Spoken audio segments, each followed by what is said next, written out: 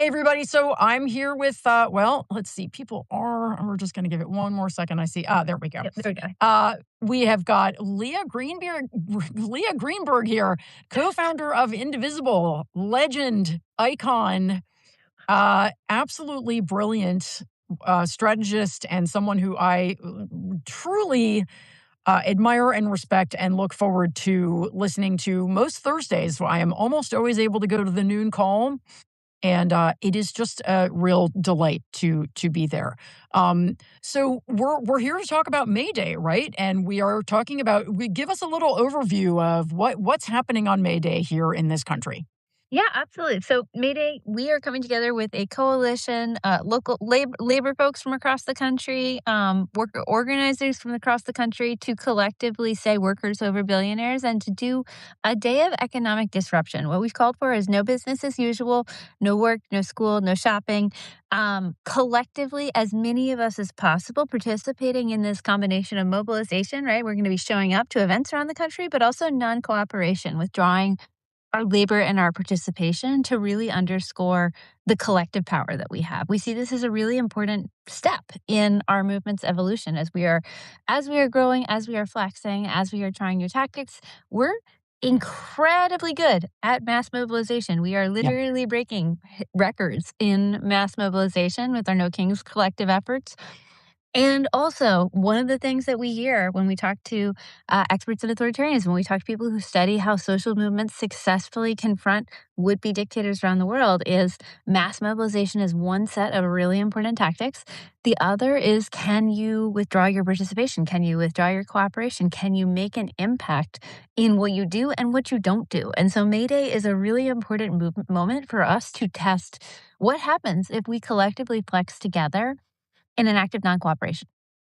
Interesting. And so, yeah, because you hear people a lot call for general strike. And what Mhm. you're doing here is saying, we're doing a general strike for one day. Show us you can do it for one day.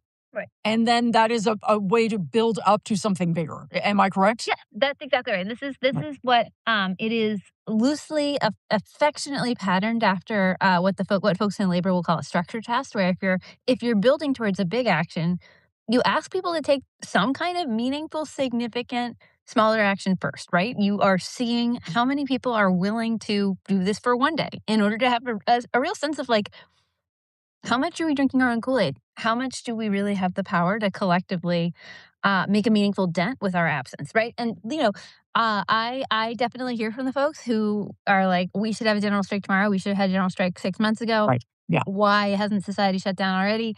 And I feel so much empathy because things really are that bad, and Yeah. I would love to live in the kind of society that has come to a screeching halt over the horrors that have happened over the last year and a half. Yeah. And also, um, I think sometimes people kind of want to escalate to maximalism as opposed to sort of build up to it. And the reality is that the way you get to large scale mass action like a general strike is you take a bunch of intermediate steps first. You Yeah. test at each stage, you build at each stage, you create the kinds of connections and support and organizing vehicles that are capable of pulling off bigger and more accelerated action. And that's what today is about, is, the next step in that progression. Right. I think it's really helpful for people to hear. And I want to take a couple steps back and talk to people who are maybe really new to this stuff, new to organizing or new to how do we overturn an authoritarian, government or a breakthrough authoritarian. Um, so this is a part of our Yeah. strategy. It's not the only strategy. So we have the protests. We have the withdrawal of our participation and our money. What are other parts? Well, so I would say, let me start with like our diagnosis of where we are, Yeah, and let's then do that. kind of like how various pieces are fielding it. So our like taking a big step back, we have spent the last year in this attempted authoritarian breakthrough moment, right? Which is this moment where an authoritarian, having gotten into power often by legitimate means, having won an election, then attempts to rapidly consolidate their power before the combined weight of the unpopularity of what they're doing catches up with them, right? So we saw Trump do this. We saw him, take a breakneck run at the federal government, threaten states with their funding. We saw him go after universities and law firms and media. The list goes on, right? We saw these corporations bending knee. That's what an authoritarian breakthrough moment looks like. Our analysis is that he tried. He did his best. They all came in with a plan and they worked that plan. And also, the plan did not totally succeed, right? Mm, Like it was an attempted authoritarian breakthrough. yeah, The collective efforts of Americans across the country, regular people, not the elites, just to be clear, not the yeah, elites, yeah, were crucial in halting that momentum and halting that breakthrough. Our work as, No Kings collectively was part of the creation of a mass show of defiance, a catalyzation of defiance everywhere across the country that helped to slow their efforts, that helped to slow their consolidation of power. Um, and a lot of the ways in which they attempted to consolidate power ultimately failed or backfired. We are seeing that today as we look at the gerrymandering, the massive catastrophe that is their gerrymandering effort. Trump tried to, basically strong arm red states into gerrymandering in a mid district effort. That has now backfired dramatically for him. yeah, So some of the efforts that he made to like entrench his power in a structural way either didn't work or backfired on him. Some of the efforts to prosecute or go after political opponents got stalled in court, got dismissed in court, etc. So basically, by the end of last year, we were in this position where you had somebody who had tried to seize power, but had not successfully fully consolidated that power. And that is a really it is an important achievement for all of us because as yeah, horrible as things were, as much as they were able to do, they were not able to successfully consolidate their control of the federal government. That is good. It means that elections can still matter and are still part of the terrain that we play on. It also means that we're in like this ongoing, incredibly weird and unstable period because authoritarian would be authoritarians who are out of control and like losing altitude do dangerous, unpredictable things. That is what we've seen with the occupation of Minnesota. That yeah, is what we have seen with the war with Iran. That is what we are expecting to see as they turn their whole focus to subverting and sabotaging the upcoming midterms. And so, as we're thinking about the tactical repertoire, the big mass mobilizations has played an important role in breaking that sense that he's going to consolidate power successfully. The non-cooperation is really aimed at what are the sort of full array of tactics that we need as we head into an election season where we've got to both win the election and we have to defend the results. We have to protect the results. We have to enforce the actual outcome of the election. And so, obviously there's going to be the full suite of tactics, right? We're going to mobilize. We're going to advocate to our elected officials. We're going to win elections and we are going to be prepared for mass non-cooperation if and in the event that they attempt to sabotage those elections.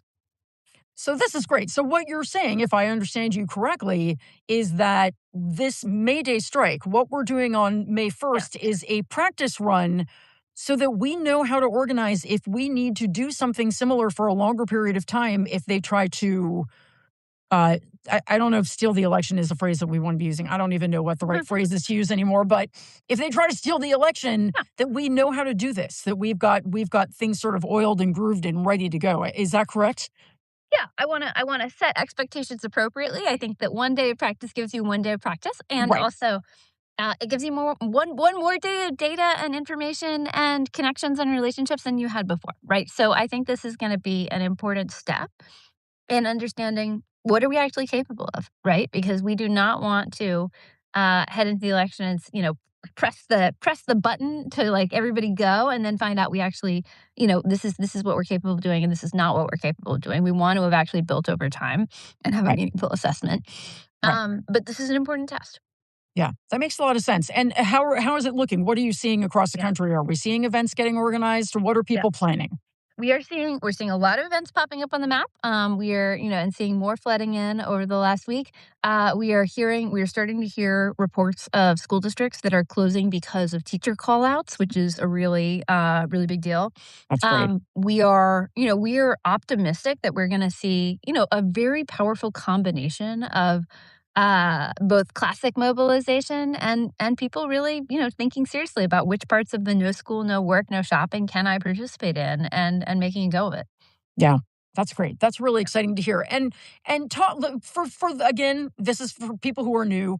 Talk to us about where we're sort of hoping to head with this. Talk to us about the 3.5% number, like the things Right. that are sort of the benchmarks that we're reaching for. Right. So 3.5%, classic figure, Yep. comes from our friends Maria Steffen and Erica Chenoweth and their findings in Why Civil Resistance Works, talking about how societies in which a 3.5% of the population is engaged in active and sustained mobilization around an authoritarian have historically been successful. Now it's not a magic number. It's not like you get 3.5% of people out on one day and take the photo with everybody out at the same time and you're like, we did it. Authoritarianism is over. That is I wish. but it is actually the case that that level of societal mobilization and organizing generally translates into a powerful force capable of making its voice heard and halting and reversing authoritarian consolidation. And so everything that we do, we think about how are we ultimately building, right? No Kings events are, a powerful narrative intervention, but they're also a really big recruitment tool, right? Everybody who organizes a No Kings event has somebody out there with a clipboard or a QR code recruiting people and making Yeah. sure that if this is the first time they've ever shown up, it is not the last time. Those are efforts to both show exactly how large and widespread the resistance is and also get those people into ongoing organizing homes. And I would say MayDay is very similar, right? We are going to treat this as a day where we test what we're capable of. Mhm. We're also going to treat this as a day where we reach out to new people. We absorb new people. We bring those folks into ongoing work because There's also an electoral component to this that I was